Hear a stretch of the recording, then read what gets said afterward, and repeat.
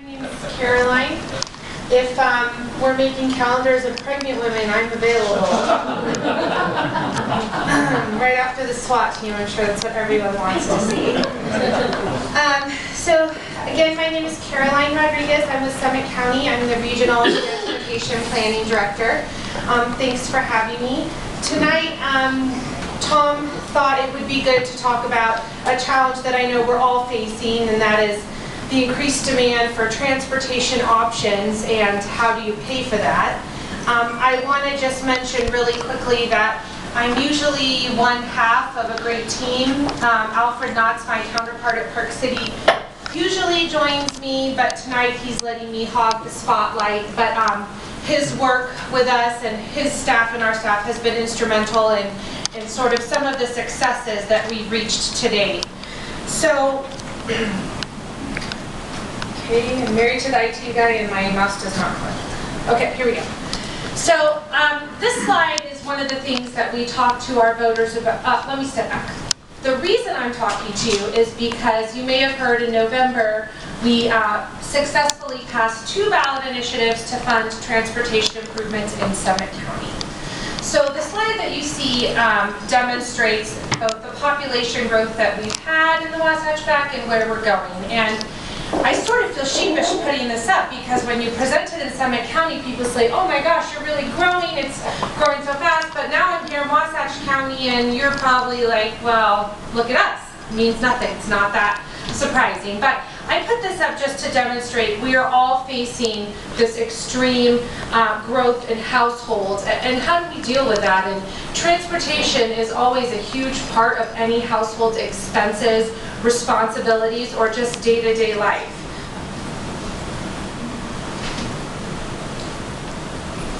So in addition to this growth in households that we've seen and we are projected to see, in Summit County we also have this issue of flow for jobs. We have about 25,000 jobs within Summit County, but only about 9,000 of those are filled by people who live and work in the county. Then we have this additional 12,000 jobs that people from Summit County are traveling outside of the county on a daily basis to fill. Between 2005 and 2015, jobs grew by about 40%. So when you look at the number of trips, that's about 80 employment trips per day flowing in and out of the county. And those are simply employment trips. Those are not trips to drop kids off at soccer. Those are not school trips. Those are nothing, just employment trips. So when you add all your other daily trips and you're thinking about probably 98.9% of the population is doing that in their vehicle alone, you can see how that starts to place a burden on our transportation infrastructure. And we're all traveling at the same time, you know, whether that's for employment, recreation, or any other trips. Here in the Wasatch Back, our peaks and valleys are much more pronounced than anything you would see in other areas. And then in addition to the job growth, the number of daily and overnight visitors in our region just continues to increase, and they're traveling at the same times as well. So you see these peaks and valleys even during the shoulder season, and increasingly this is something that we really need to address. So the councils of both Park City and Summit County went to staff and said, you know, how are we going to address this? What are we going to do? We really need to make some significant changes. We need to do things that are going to have a really big impact on our population and how they move. And our combined transportation team has been working to implement this regional approach, one that centers on the county and its municipalities molding our own future through programs that are appropriate for a rural community that sometimes faces these urban demands. So this comprehensive regional approach is sort of 3-pronged, and as you can see, it's made up of service enhancements, infrastructure improvements that support those service enhancements, and then transportation demand management and active transportation modes. When I say transportation demand management, an easy way to think of that is just giving people options to use technology to move more smartly through your system. For example, rather than having people pull up to a parking lot and circle looking for a space, parking space, You can use an app to ping them when they get off and exit on I-80 that says, China Bridge parking lot is full, go here instead. Or you can use message boards on I-80 that say, for example, Canyons Village parking lot at capacity, pull off now. So those are the types of technologies you can institute that help people make better and smarter decisions and be more efficient. And when we say TDM, or Transportation Demand Management, those are the types of programs that we're talking about. So, of course, this is very expensive to implement, this three-pronged approach. And we had a variety of funding mechanisms that we looked at, and ultimately our councils decided to go after a combined sales tax initiative that would be 1, an additional mass transit tax, and 2, a county option for transportation.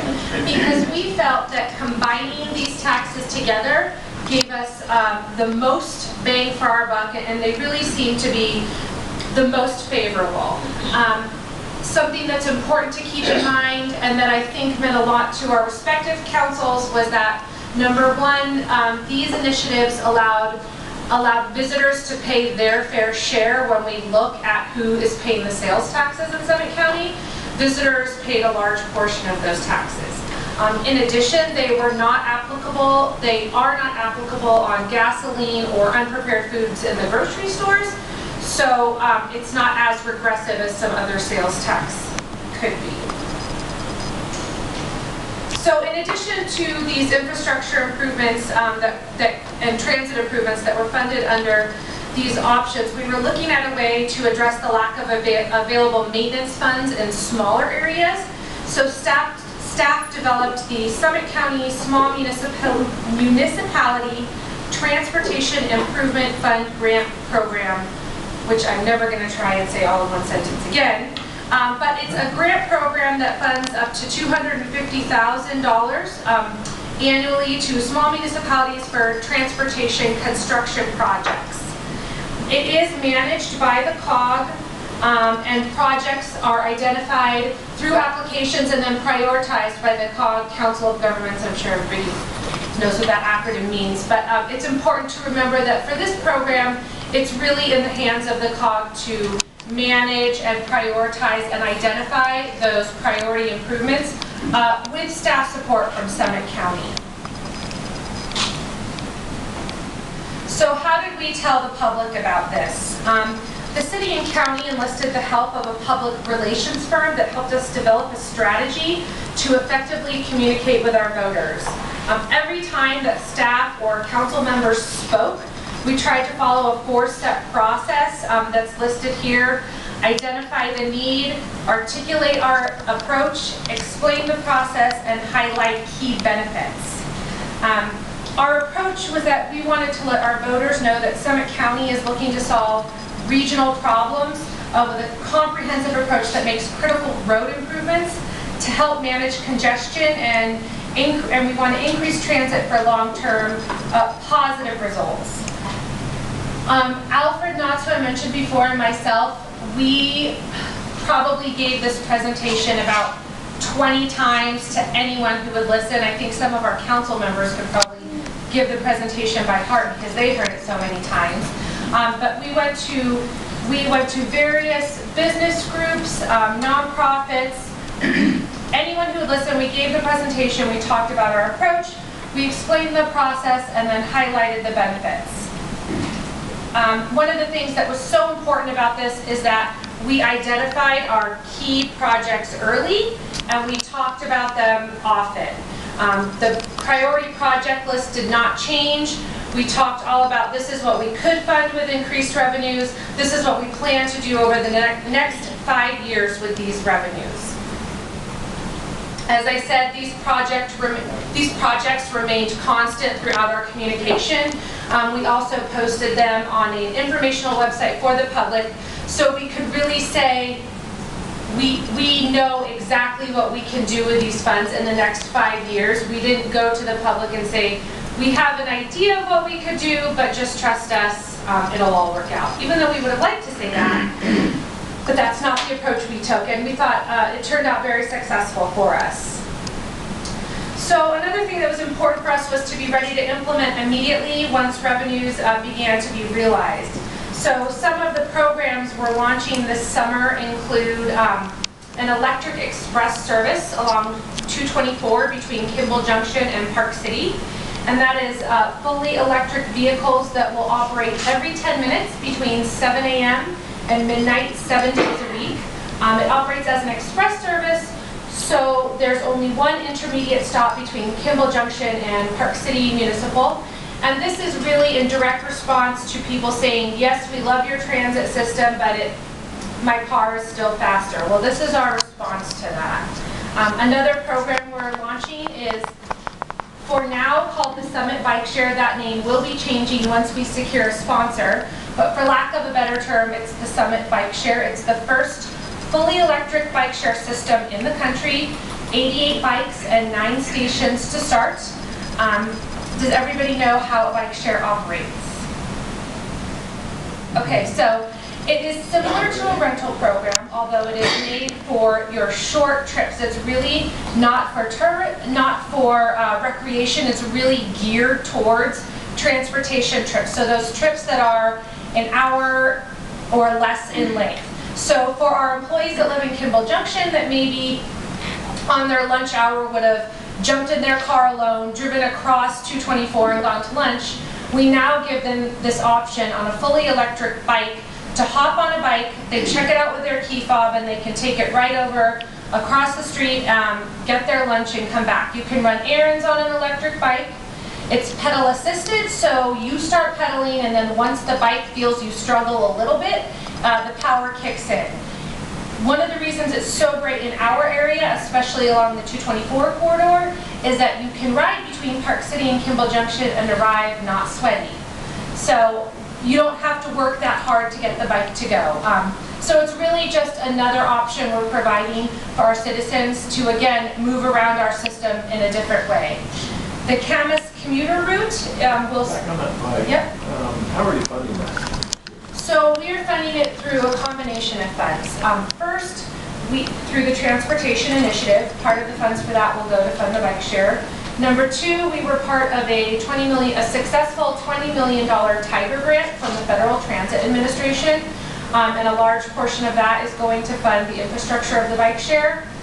And then the third piece is that the way the contract with our vendor works is that we pay the capital and startup, and the contractor pays all of the operating costs for the life of the system in exchange for advertising rights and fare revenue.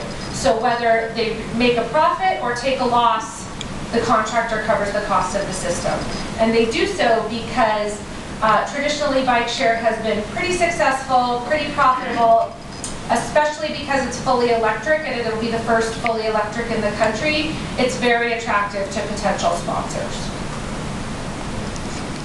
I recognize the benefit of non-polluting, but if you're trying to address congestion, it seems to me like, at least from my experience, a biker on the road congests all the cars trying to get around. So we're very lucky for a few reasons. We have a very robust trail system in the basin that is, most of the trails can accept these bikes. So bikers can choose to use the trails if they do. Also, on 224, we have I would say, a high acceptance rate of bikers. So people are used to seeing bikers on the street. So for us, it's a good fit. Thank you. Will the e-bikes operate year-round or just in the summer? So they operate 9 months out of the year, January, February, and March, that they will be closed for annual maintenance and just because of the weather. But this bike system is pretty flexible, so if we had some type of event, we have the ability to take the covers off, bring out the bikes, and have them in operation for 2 days if that's what we wanted to do. Any other questions? Just a comment. Sure. I've been riding my bike for about 3 weeks. And I went between the Marsac building downtown out to I-80 and back sometimes twice a day on the e-bike. And I discovered that I can get there quicker and I don't have to worry about parking on my e-bike. You're right about having the trails and the width of the highway. Never felt intimidated. Great, thanks for that input. A few more notes on the Camas commuter route. This is a fare-free transit route that will operate between the Camas Valley, Kimball Junction, and Park City. It runs along 248 and is sort of the first step in our link to Wasatch County, because we will be able to stop in the formerly Todd Hollow Apartments, now referred to as Deer Mountain Affordable Community. And our future planning contemplates a link directly from Heber if possible, and in general, more transit becoming available in more areas as the demand dictates. And then the other thing we were able to fund through this initiative is increased runs on another intercity bus route, which is the PC-SLC Connect, which will operate between Kimball Junction and Salt Lake City area, with quite a few runs to the University of Utah area. And what we had heard from riders is that it's really a great service. I would ride it a lot more if you could meet my shift time at the U, or if you could meet my shift time downtown. And also, if there was one midday run, I would probably take it more. So with this initiative, we were able to fund additional runs on that PC-SLC Connect.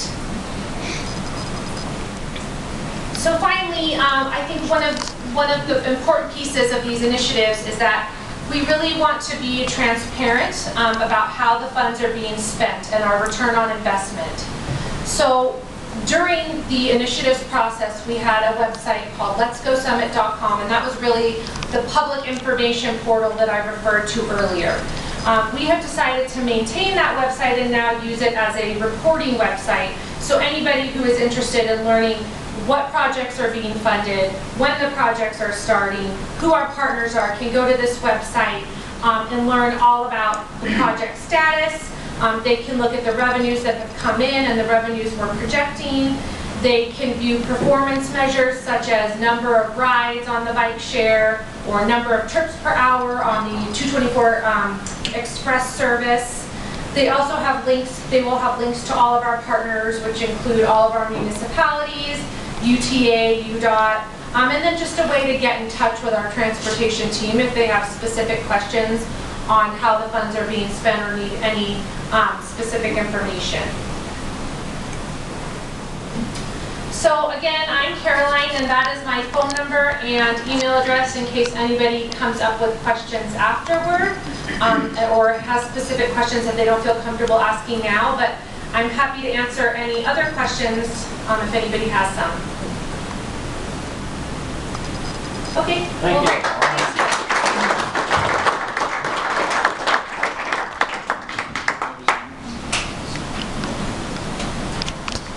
Thank you, Caroline. We'd like to have Park City will go next, and then afterwards Wasatch County, and then host city Heber City will be next after that one.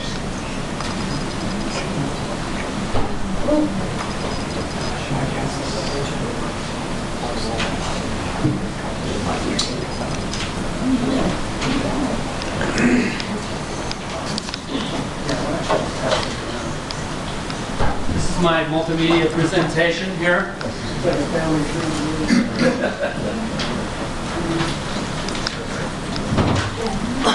going to put it here and just talk about this. I think the one thing that we all have in common is that we're trying to serve our communities in the best possible way.